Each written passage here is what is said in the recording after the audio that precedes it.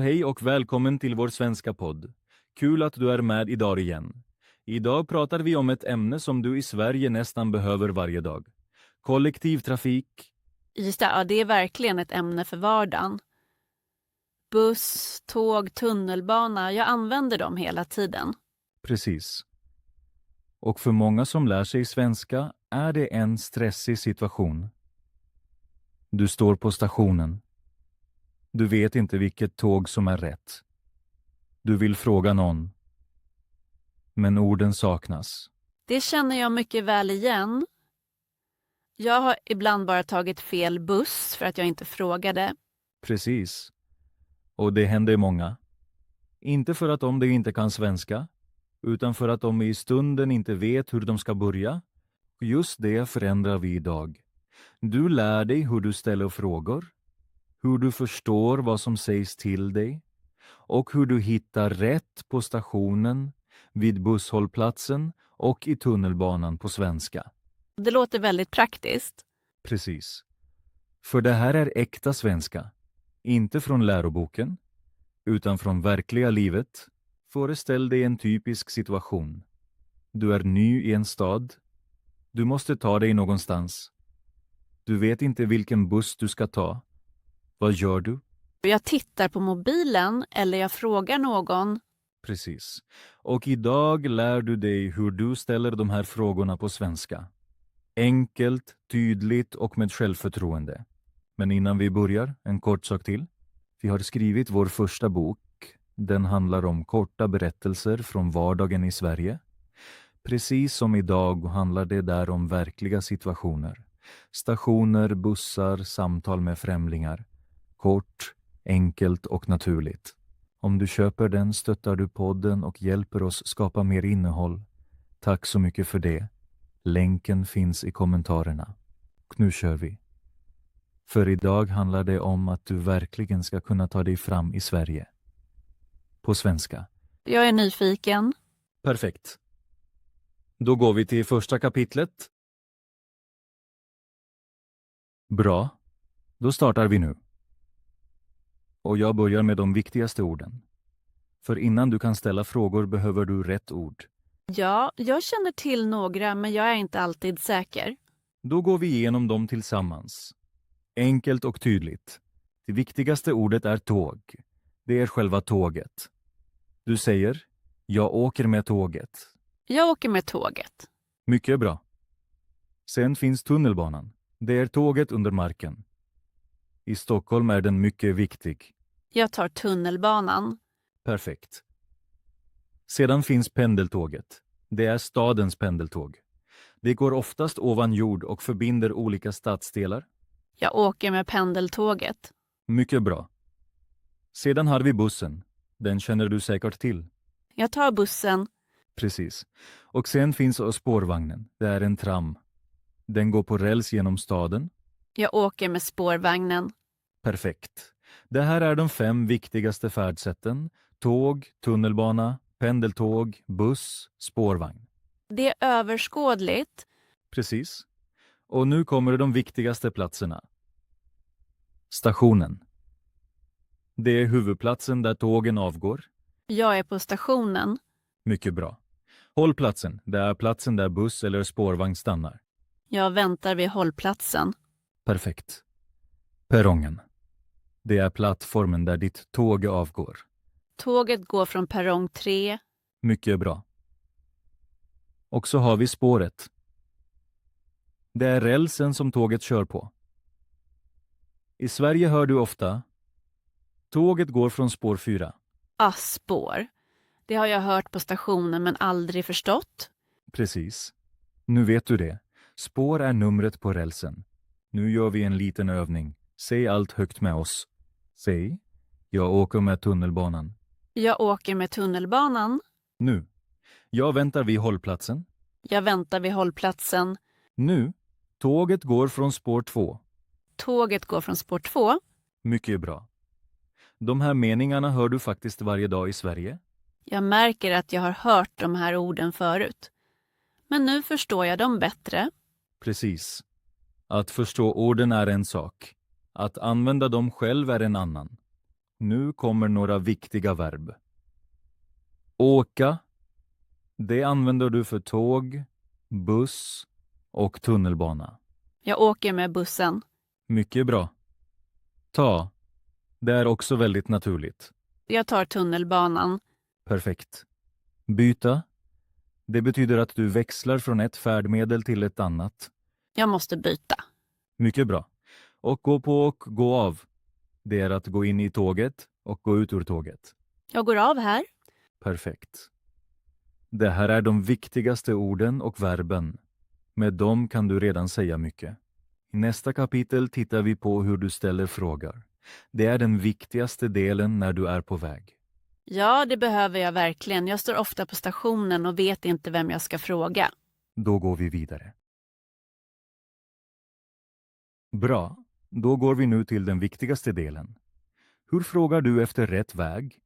Hur frågar du vilken buss du ska ta? Hur tar du reda på när ditt tåg går? Ja, det är precis vad jag behöver. Jag står ibland där och förstår inte utropen. Och då vågar jag inte fråga. Det är ett väldigt vanligt problem. Och orsaken är oftast inte svenskan. Orsaken är osäkerheten. Du vet inte hur du ska börja. Ja, exakt. Jag tänker att jag säger fel och då förstår ingen mig. Och det ändras idag, för jag ger dig nu helt enkla frågor som du kan använda direkt. Den första och viktigaste frågan är: ursäkta, hur kommer jag till stationen? Det är en klassisk fras, hövlig, tydlig och direkt. Ursäkta, hur kommer jag till stationen? Mycket bra. Du kan byta ordet station mot vilken plats som helst. Hur kommer jag till hållplatsen? Hur kommer jag till centralstationen? Hur kommer jag in till centrum? Hur kommer jag till hållplatsen? Perfekt. Och nu en till mycket viktig fråga. Vilken linje går till centralstationen? Vilken linje går till centralstationen? Mycket bra. Det är en stark mening. Du frågar efter linjenumret och svaret är oftast linje 4 eller tunnelbana 3. Ja, alltså linjens nummer. Precis. Och sedan kan du fråga vidare. Och var måste jag byta? Och var måste jag byta? Perfekt. Det är 3 meningar som hjälper dig i nästan varje situation. Nu ger jag dig fler enkla frågor. När går nästa buss? När går nästa buss? Mycket bra. Stannar den här bussen vid centralstationen? Stannar den här bussen vid centralstationen? Perfekt. Hur många stationer är det kvar? Hur många stationer är det kvar? Mycket bra. Det är en mycket praktisk fråga, särskilt i tunnelbanan när du inte vet var du ska gå av. Det undrar jag ofta. Precis. Och nu en viktig fråga för tåget. Är det här tåget till Malmö? Är det här tåget till Malmö? Mycket bra. Enkelt, direkt och tydligt. Nu gör vi en liten dialog. Du är på stationen. Du vet inte från vilket spår ditt tåg går. Jag är en förbipasserande. Ursäkta, kan du hjälpa mig? Självklart, vad behöver du? Jag letar efter tåget till Göteborg. Från vilket spår går det? Ett ögonblick. Jag tror det går från spår 7. Tack. Och när går det? Om ungefär 10 minuter. Mycket bra. Tack så mycket. Ingen orsak. Perfekt. Det här är ett riktigt samtal på stationen. Kort, tydligt och naturligt. Det känns mycket mindre skrämmande än jag trodde. Precis. Du behöver inga långa meningar. Du behöver bara rätt frågor. I nästa kapitel tittar vi på hur du förstår utrop på stationen. Det är ofta den svåraste delen. Ja. Jag förstår nästan aldrig högtalarutropen. Då går vi vidare. Kort paus. Du förstår svenska riktigt bra. Men att förstå och att prata är 2 helt olika världar. Vi skapar ett unikt 30-dagars språksystem för dig som bor i Sverige men ännu inte vågar prata. Ingen tråkig grammatik, bara 15 minuter om dagen. Du kan boka din plats nu och få 30% rabatt på kursen. Länken finns i beskrivningen. Expatly, where speaking becomes living. Bra. Nu kommer vi till en punkt som många som lär sig svenska tycker är frustrerande. Utropen på stationen och på tåget. Du hör något. Men du förstår ingenting. Ja, det här är verkligen svårt. Rösten är ofta otydlig. Och allt går så snabbt. Precis. Och det beror inte bara på din svenska. Även många modersmålstalare förstår inte alltid utropen. Ljudkvaliteten är ofta riktigt dålig. Det är skönt att veta. Jag trodde alltid att bara jag hade problemet. Nej, nästan alla har det. Men det finns ändå några ord och fraser du måste känna till. När du hör dessa nyckelord förstår du det viktigaste. Alltså inte allt. Bara det viktigaste. Precis. Ofta räcker det. Det första viktiga ordet är försening. Det betyder att tåget kommer senare än planerat. Ja, det ordet har jag hört. Men jag visste inte exakt vad det betyder. Nu vet du det. Om du hör försening betyder det: vänta en stund, tåget kommer senare. Och hur mycket senare? Det säger de oftast efteråt. Till exempel, tåget är cirka 20 minuter försenat. 20 minuter försenat. Precis. Då vet du att du måste vänta. Det nästa viktiga ordet är inställd. Det betyder att tåget eller bussen inte går alls idag. Oh, det är värre än försening. Ja, om du hör, tåget är inställt, då måste du hitta ett annat sätt. Inställt. Det kommer jag ihåg. Mycket bra. Sen finns ordet enligt tidtabell. Det betyder att allt är normalt. Inga problem. Alltså motsatsen till försening. Precis. Tåget går enligt tidtabell, det är ett gott tecken. Och sedan har vi spårbyte. Det betyder att ditt tåg nu går från ett annat spår än planerat. Det är viktigt. Annars så står du på fel spår. Precis. Om du hör spårbyte, titta på tavlan. Där ser du det nya spåret. Nu går jag med dig genom ett typiskt utrop. Jag säger det långsamt. Du försöker förstå det viktigaste. Observera på spår 3. SJ snabbtåg till Göteborg är idag cirka 15 minuter försenat. Vi ber om ursäkt. Okej. Jag hörde spår 3. Göteborg. Och försening 15 minuter. Perfekt. Det är allt du behöver. Du vet var du står. Du vet var tåget går. Och du vet att du måste vänta. Jag måste inte förstå allt. Bara nyckelorden. Precis. Det är hemligheten. Lyssna efter nyckelorden. Resten kan du ignorera. Nu gör vi en övning. Säg allt högt med oss. Säg: tåget är försenat. Tåget är försenat. Nu: bussen är inställd idag. Bussen är inställd idag. Nu: tåget går enligt tidtabell. Tåget går enligt tidtabell. Mycket bra. Dessa meningar hjälper dig att bedöma läget direkt. Och ett sista tips för det här kapitlet. Om du inte har förstått något, fråga bara igen. Du kan säga: ursäkta, jag förstod inte. Kan du upprepa det? Ursäkta, jag förstod inte. Kan du upprepa det? Perfekt. Det är en mycket naturlig och artig fras. Och de flesta hjälper dig gärna. I nästa kapitel ser vi hur du köper en biljett. Det är också en situation som gör många nervösa. Åh ja. Biljettautomaten i Sverige är ibland riktigt krånglig. Då går vi vidare. En kort paus. Jag hoppas att du gillar berättelsen hittills. Om du inte bara vill höra svenska utan också förstå och prata har jag skrivit en bok. Korta spännande berättelser på lätt svenska som hjälper dig steg för steg. Finns nu online. Länken finns i beskrivningen eller fäst som kommentar. Och nu tillbaka till berättelsen. Ha det så kul! Bra. Nu kommer vi till en situation som många undviker. Biljettköpet. Vid automaten eller i kassan. Ja, jag köper helst biljetter online för jag vet inte vad jag ska säga. Och det är helt vanligt. Men idag ändrar vi det. För att köpa biljett på svenska är lättare än du tror. Verkligen? Ja. Du behöver bara några fraser. Och de lär du dig nu. Vid kassan, när du pratar med en person säger du: en biljett till Stockholm, tack. En biljett till Stockholm, tack. Mycket bra. Det är det enklaste och tydligaste sättet. Du säger vart du vill och du säger hur många biljetter. Och om jag behöver 2 biljetter?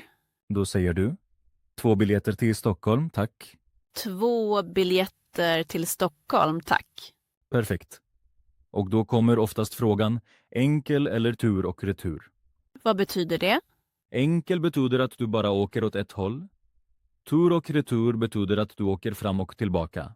Ah, tur och retur är alltså en returbiljett. Precis. Och du svarar bara enkel tack eller tur och retur tack. Tur och retur, tack. Mycket bra. Sen kanske man frågar första eller andra klass. Andra klass, tack. Perfekt. De flesta reser i andra klass. Det är normalt. Nu en viktig fråga som du kan ställa. Vad kostar biljetten till Malmö? Vad kostar biljetten till Malmö? Mycket bra. Eller, finns det en billigare biljett? Finns det en billigare biljett? Perfekt. Det är en mycket nyttig fråga. För i Sverige finns ofta olika biljettpriser. Och vid automaten, det känns ännu svårare. Vid automaten trycker du bara på skärmen. Du behöver inte prata.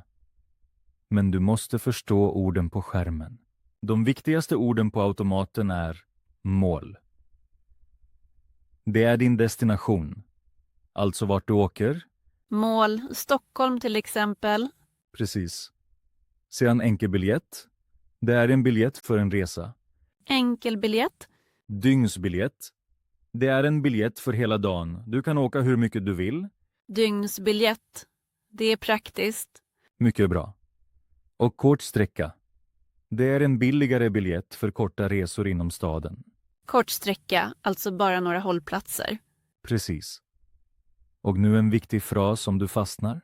Du går till informationen och säger: ursäkta, kan du hjälpa mig? Jag förstår inte automaten. Ursäkta, kan du hjälpa mig? Jag förstår inte automaten. Perfekt. Det är ärligt och rakt. Och folk på stationen hjälper dig gärna. Det gör mig redan mycket mindre rädd för biljettköpet. Precis. För nu har du orden. Och orden ger dig trygghet. I nästa kapitel ser vi hur du pratar med andra i tåget eller bussen. Små samtal som verkligen händer.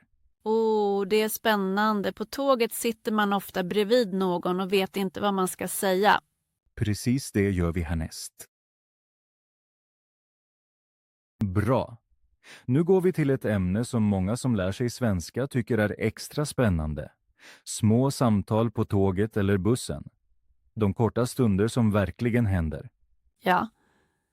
Ibland sitter jag bredvid någon och tänker, jag vill säga något men jag vet inte hur. Och det är normalt. Även modersmålstalare pratar inte alltid med varandra. I Sverige är man ofta tyst i kollektivtrafiken. Det är kulturellt så. Det är intressant. Jag trodde ibland att jag gjorde fel när jag var tyst. Nej. I Sverige är tystnad på tåget helt normal. Du måste inte prata. Det är bra att veta. Men ibland händer det ändå. Någon pratar med dig. Eller du behöver något. Då måste du reagera. Till exempel. Till exempel sitter någon på din reserverade plats. Vad säger du då? Jag skulle nog inte säga något och sätta mig någon annanstans. Det gör många. Men du kan också enkelt säga: ursäkta, jag tror att det är min plats. Ursäkta, jag tror att det är min plats. Mycket bra.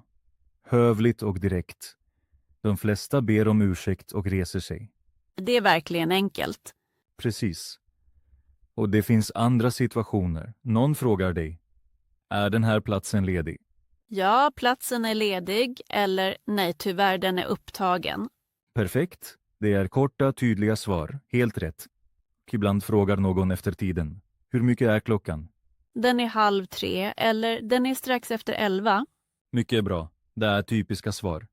Och ibland händer något fint. Någon ser att du tittar på en karta eller mobilen.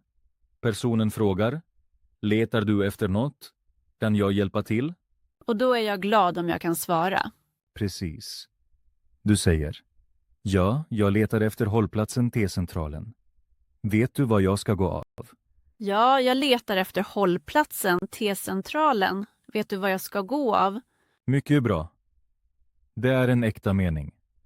Naturlig och direkt. Och om någon hjälper dig säger du till slut tack så mycket, det var väldigt snällt. Eller bara tack. Tack. Det kan jag i alla fall. Precis. Ibland räcker ett leende och tack. Språk är inte bara ord. Det är en fin tanke. Nu gör vi en liten sammanfattning av de här vardagssamtalen. Säg allt högt. Säg, är den här platsen ledig? Är den här platsen ledig? Nu. Ursäkta, jag tror att det är min plats. Ursäkta, jag tror att det är min plats. Nu. Vet du vad jag ska gå av? Vet du var jag ska gå av? Perfekt. Det är äkta meningar från det verkliga livet. Och ett litet tips till. I vårt språklärarprogram jobbar vi just med sådana stunder. Inte grammatik, inte glosor utantill, utan riktiga samtal, riktiga situationer. Om du är nyfiken, titta gärna i kommentarerna. Det låter som precis rätt nästa steg. Precis. Då går vi nu till avslutningen av det här avsnittet. Jag är redo. Perfekt. Då går vi till avslutet. Bra, nu är vi i slutet av det här avsnittet. Jag vill sammanfatta allt en gång till. Idag fick du verkligen mycket praktiskt. Ja. Jag känner mig mycket säkrare nu. Jag tror att jag verkligen kan fråga nästa gång på stationen. Precis det är målet. Inte perfekt svenska utan svenska som tar dig framåt. Låt oss sammanfatta. I första delen lärde vi oss de viktigaste orden. Tåg, tunnelbana, pendeltåg, buss, spårvagn. Sedan station, hållplats, perrong, spår. Och verben åka, ta, byta, gå på, gå av. Jag hör de här orden varje dag på ett nytt sätt nu. Precis. När du kan grundorden förstår du plötsligt mycket mer. Sedan lärde vi oss viktiga frågor. Hur kommer jag till stationen?